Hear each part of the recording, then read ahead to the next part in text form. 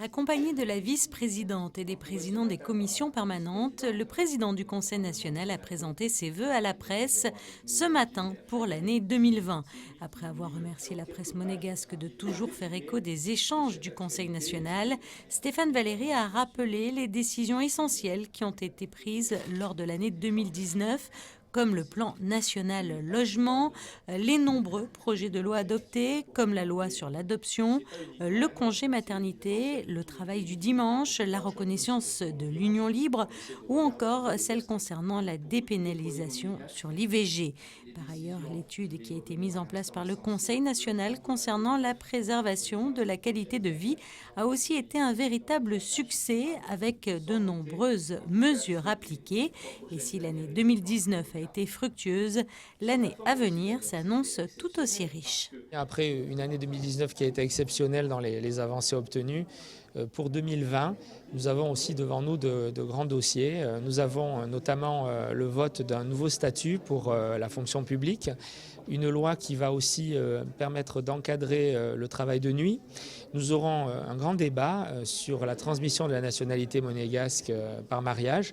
Le Conseil national, là aussi, a pris ses responsabilités. Nous avons souhaité passer la durée à 20 années. Le gouvernement doit nous faire connaître sa position, ça sera le cas au printemps.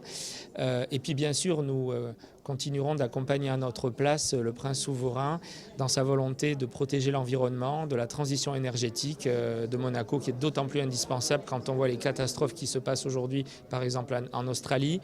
Nous continuerons aussi à travailler pour la marche, cette bataille vers l'égalité homme-femme à Monaco dans tous les domaines.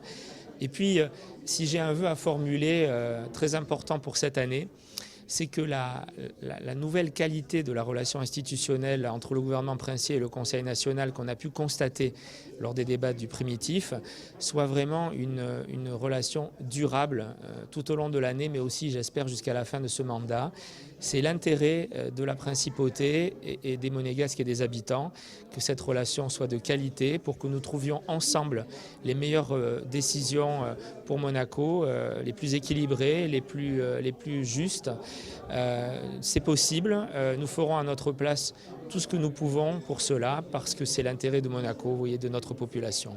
Vous l'aurez donc compris, de nombreux projets à venir et une nouvelle ère dans la qualité des relations entre le gouvernement et le Conseil national qui se veulent désormais, pour reprendre les mots du souverain, apaisés et responsables.